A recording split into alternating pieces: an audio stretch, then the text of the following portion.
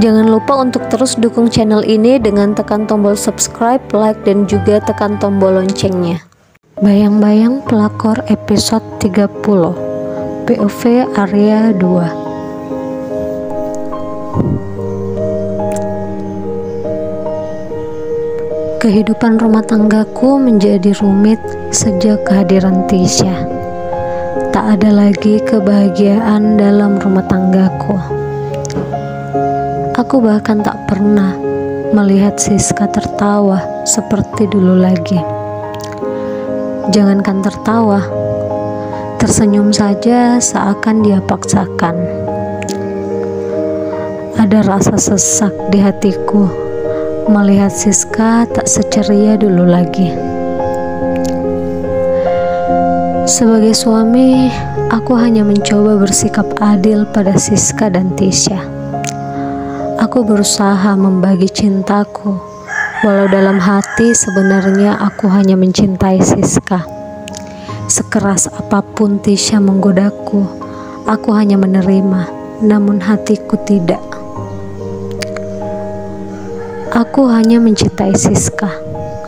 Itulah sebabnya sikapku terus saja perhatian pada Siska. Hingga Tisha selalu merasa tak dianggap. Aku mencoba bersikap baik padanya, hanya karena dia sedang mengandung anakku. Tisha terus saja menuntut perhatian dariku. Namun karena aku adalah suaminya, aku dengan terpaksa memberikan perhatian yang sama. Aku sering melihat Siska memalingkan wajahnya saat aku mencoba memperhatikan Tisha. Sering pula kudapati dia menangis diam-diam. Betapa terlukanya hati istriku itu. Namun, apa yang harus aku lakukan? Aku punya dua istri yang harus kuperlakukan dengan adil. Walau kadang aku pun merasa muak dan lelah melakukannya. Siska dan Tisha kerap kali bertengkar atau beradu mulut. Aku tak mampu membuat mereka menjadi akur. Karena aku tahu Siska tak mungkin mau menerima dirinya diduakan. Aku juga tahu kenapa Siska masih Aku juga tak tahu kenapa Siska masih bertahan. Padahal dulu dia pasti akan langsung pergi dari rumah jika ada hal yang membuatnya sakit hati. Tapi dengan Tisha, Siska malah seakan ingin melawannya. Padahal aku sampai detik ini tak pernah membagi cintaku. Seluruhnya masih untuk Siska. Hari itu, setelah pemeriksaan kandungan, Siska mengatakan sesuatu yang mengejutkan aku.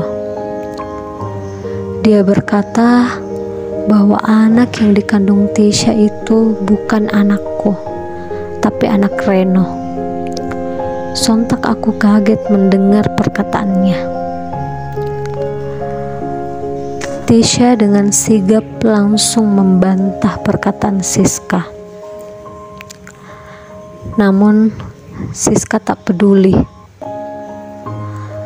Dia hanya terus berusaha meyakinkanku. Setelah kutanya pada Reno, dia tak mau mengakui.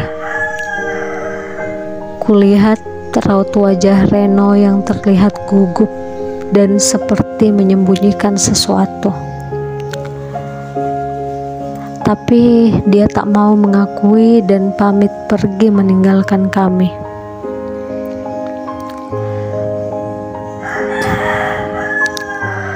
Siska terlihat sangat terluka mendengar Reno tak mengakuinya. Aku tahu dia pasti sangat sakit hati karena keadaan ternyata tak mendukungnya. Namun dia bahkan tak peduli. Yang dia pikirkan hanyalah aku. Apakah aku percaya padanya atau tidak? Aku sempat terdiam dan berpikir, jujur, aku percaya dengan apa yang Siska katakan. Bertahun-tahun pernikahan kami, tak pernah sekalipun dia membohongiku. Itu sebabnya tak ada alasan untukku mengatakan kalau dia berbohong. Itu juga sebabnya ku katakan Siska adalah wanita istimewa dan aku sangat beruntung memilikinya.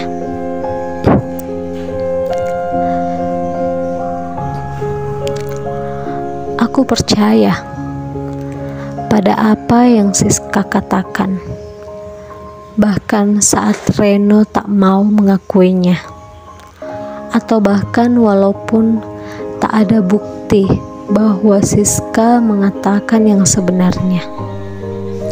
Tapi aku percaya padanya tanpa perlu dia membuktikan perkataannya. Tapi Tisha, aku juga tak mungkin langsung menghakimi dia untuk sesuatu yang tak ada buktinya. Dia bisa saja mengelak karena aku tak punya bukti apa-apa. Siska merasa sangat terluka. Dia merasa aku tak mempercayai perkataannya. Padahal sebenarnya aku sungguh percaya padanya. Namun tak mampu kukatakan padanya agar Tisha tak mendengar. Siska akhirnya memilih untuk pergi. Aku membiarkannya pergi, bukan karena aku tak mencintai dia, tapi justru karena aku sangat mencintai dia. Aku tak ingin dia terus berada di rumah ini dengan tetesan air mata. Aku tak ingin dia berada di rumah ini, tapi hatinya terus tersakiti.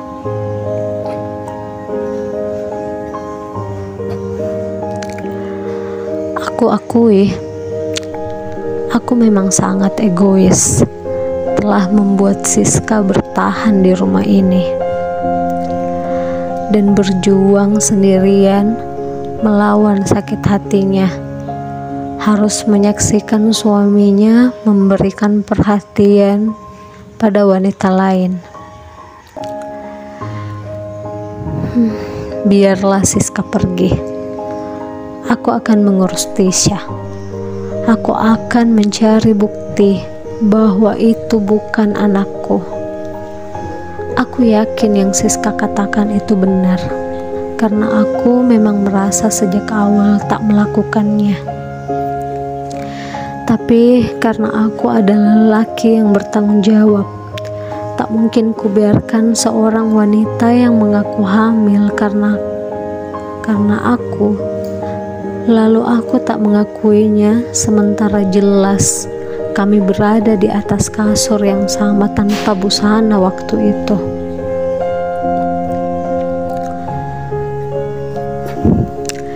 Terlebih lagi, bahkan aku tak merasa bahagia Tisha hamil.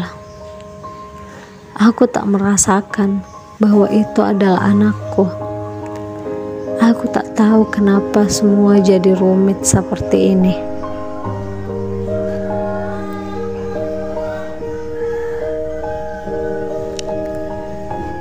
Siska sekarang pergi entah kemana. Aku tahu dia pasti sangat terluka. Itu juga yang membuatku sangat sedih. Salahku tak pernah mengatakannya pada Siska bahwa aku hanya mencintai dirinya. Aku hanya mencoba bersikap baik pada Tisha hanya karena dia sedang hamil. Aku bahkan berpikir akan menceraikan Tisha setelah dia melahirkan nanti. Mungkin aku cukup jahat dengan pemikiran itu. Tapi aku tak ingin terus berada di antara dua wanita yang akan tersakiti jika terus bersama. Dan aku tak ingin Siska yang menderita.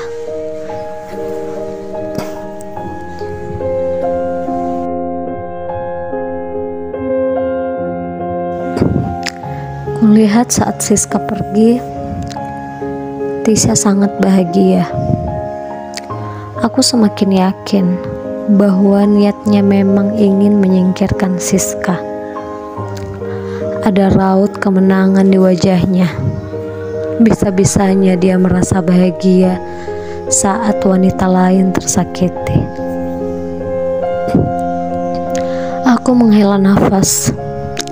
Aku masuk ke dalam kamar. Kulihat seisi kamar. Baru sedetik Siska pergi, rasanya sudah hampa seperti ini. Aku sangat berharap semua cepat berlalu, hingga Siska kembali lagi ke rumah ini.